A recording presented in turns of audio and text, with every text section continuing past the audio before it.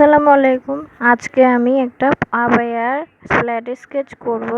Flat sketch আমাদের মূলত একটা ডিজাইন পোর্টফোলিও তৈরি করার সময় খুবই প্রয়োজনীয় একটা জিনিস, যার মাধ্যমে আমরা একটা ডিজাইন যখন প্রকাশ করতে যাই এটা তৈরি করতে হয়। তো আমি ফ্ল্যাট স্কেচের জন্য যে ছবিটা ডাউনলোড করেছিলাম, ছবিটা এখন আমি ক্রক্সের সাথে সাইজিংটা করে নিব, কারণ পরে ফ্ল্যাট স্কেচটি এই ক্রক্সের সাথে মিলিয়েই করতে হয়। মূলত কেন মিলাতে হয় আমি অন্য কোনো ভিডিওর মাধ্যমে আপনাদেরকে দেখিয়ে দিব বা বুঝিয়ে দিব। আপনাদেরকে অবশ্যই কমেন্টে জানাতে হবে আপনি কোন জিনিসটা জানতে চাচ্ছেন, তাহলে আমি নেক্সট কোনো ভিডিও তৈরি করতে পারবো। তো সাইজিংটা করার পর আমি একটা পেন টুলের মাধ্যমে আবায়াটা নিয়ে নিলাম, আবায়ার একটা লাইন টেনে নিলাম। তারপর লাইনটি নেওয়ার পর আমি একটু মাঝখান বরাবর করে নিচ্ছি। আর সবসময় ফ্ল্যাট স্কেচ আমরা এক সাইড থেকেই করি। এখন এই ভিডিওটার মাধ্যমে আপনি বুঝতে পারবেন এই ফ্ল্যাট স্কেচটা যে এক সাইড থেকে করে নিচ্ছি। গলার সাইড থেকে আপনি যেখান থেকে কার্ভনেসটা আছে সেখান থেকে সেভাবে কার্ভ করে নেবেন। এখন আপনার বিভিন্ন প্রশ্ন জাগতেই পারে যে কীভাবে কার্ভ করব পেন স্টুলের মাধ্যমে। তো আস্তে আস্তে কার্ভ করে নিলাম। আমাদের এই আবায়াটা এখানে শার্টের স্লিভ আছে, এই শার্টের স্লিভের জন্য ছোট্ট কোণে হালকা কার্ভ করে নিব। আপনারা একটা জিনিস মনে রাখবেন, সেটা হচ্ছে শিপ চাপ দিলে আপনার লাইনগুলো সোজা হবে। আবার সোজা চাইলে সোজা হবে, হরাইজন্টালি বা ভার্টিক্যালি সোজা করতে পারেন শিপ যদি চেপে ধরে রাখেন পেন টুল যখন ইউজ করবেন। আপনি যদি আরও বিশদভাবে ভালোভাবে জানতে চান তাহলে আপনি কমেন্টে জানাতে পারেন, আপনাদেরকে এক্সট্রা শেখানোর চেষ্টা করব আমি। আর এভাবে আমি যেখানে কার্ভ আছে এভাবে কার্ভ টেনে টেনে নিয়ে যাব। দেখুন খুবই ইজি কাজটা, প্রথম বিগিনার হিসাবে অনেক কঠিন লাগে, পরে কাজ করতে করতে ঠিক হয়ে যায়। এভাবে আপনি আস্তে আস্তে করে ফেলবেন। আপনি একটা জিনিস খেয়াল করতে যাবেন, এটা আমি পুরোটা করব না। এই লাইনগুলো পুরোটা আসলে কেউ করে না, এটা খুব করতে কম সময়ে লাগে। দেখুন আমি হাফ করে নিয়েছি। আর আমার ডিজাইনটার মধ্যে এই আবায়াটা হচ্ছে মাঝখানে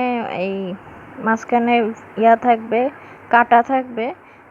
এখানে মাঝখানে যেমন সামনে ছোট করে কাটা আছে, আমি সেটা দিব না, সেজন্য আমি মাঝখানে কাটা দিলাম। তো এখন আমি কলার তৈরি করব। কলার মানে পেছনের গলাটা, পেছনে এভাবে মাঝে মধ্যে পেন টুলের মধ্যে এই ধরনের আসে, আপনি যদি ভুল কোনো কিবোর্ডে চেপে থাকেন তো আপনি অবশ্যই স্ট্রোকের মধ্যে ক্লিক করে রাখবেন। স্ট্রোকের মধ্যে ক্লিক না করলে আপনি পেন টুলে যে লাইনগুলো টেনে নিচ্ছিলেন সেগুলো বুঝবেন না। এখন আমি ট্রান্সফর্ম থেকে কপি করে একসাথে জয়েন দিয়ে দিব। আপনার দুইটা অবজেক্ট একসাথে করে তুলে রাখার জন্য উপরে একসাথে সিলেক্ট করে এই নিচে এটি জয়েন করে নেবেন, তাহলে আপনার দুটো অবজেক্ট একসাথে সমানভাবে থাকলে পরেই জয়েন করতে পারবেন পাতগুলো। দেখুন আমার এই কলারটা একসাথে জয়েন করা হয়ে গেছে। এখন আমি কলারটা একসাথে আমার এই অবজেক্টগুলোর সাথে অ্যাড করব। আমার এই আবায়াটা দেখুন আমি যে কোনো একটা কালার নিয়েছি। এখন আমি আবার ক্রক্সের সাথে মিলিয়ে দেখব হয়েছে কি না।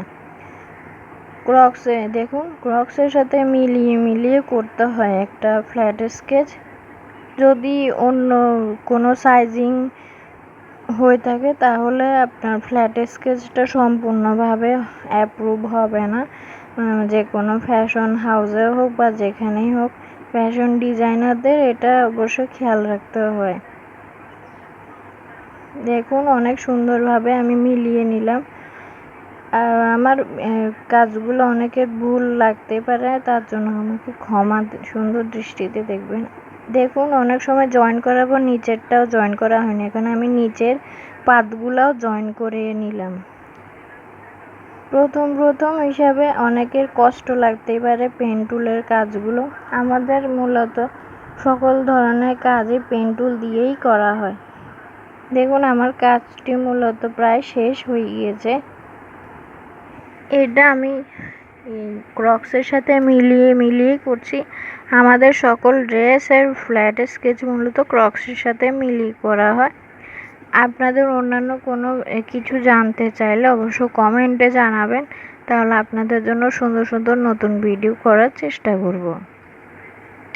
এখন আমার এই আবায়ার কাজগুলো করা কমপ্লিট হয়ে গেছে। এখন আবায়ার উপরে যে ভাঁজগুলো আছে বা অন্যান্য ফ্রিলস বা ভাঁজগুলো যেগুলো দেখতে পাচ্ছেন, এগুলো দেখাইতে হয় ফ্ল্যাট স্কেচের মধ্যে। তো এগুলো পেন টুল বারবার চেপে এভাবে একবার লাইনগুলো তুলে নিতে হয়। অবশ্যই স্ট্রোকটা রাখবেন, ফিলটা কেটে রাখবেন। এই যে আমি ফিল সহ স্ট্রোকও রাখছিলাম, এজন্য দোনোটা একসাথে আসছিল। তারপর এই উপরে ইনফর্মের মধ্যে ক্লিক করে সবগুলো একসাথে শিফট চেপে ক্লিক করে ইনফর্মে গোল যেটা হয়ে আছে ওইটাতে ক্লিক করবেন, তাহলে আপনার লাইনগুলো এভাবে দেখা যাবে। পরে গ্রুপ করে নিলাম, গ্রুপ করে একসাথে ড্র্যাগ করে এখানে বসিয়ে দিলাম।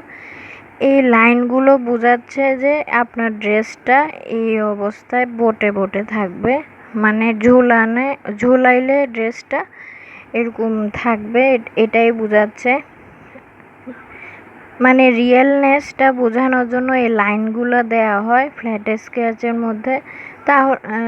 যদি এগুলো না দেওয়া হয় একদম টু ডি শেপ হয়ে থাকে, যেটা দেখতে ভালো লাগে না। একটা ড্রেসের রিয়েলি দেখতে কেমন লাগে এটা সবাই ফিল করতে চায়, তো সেই হিসাবে এই লাইনগুলো দেয়া।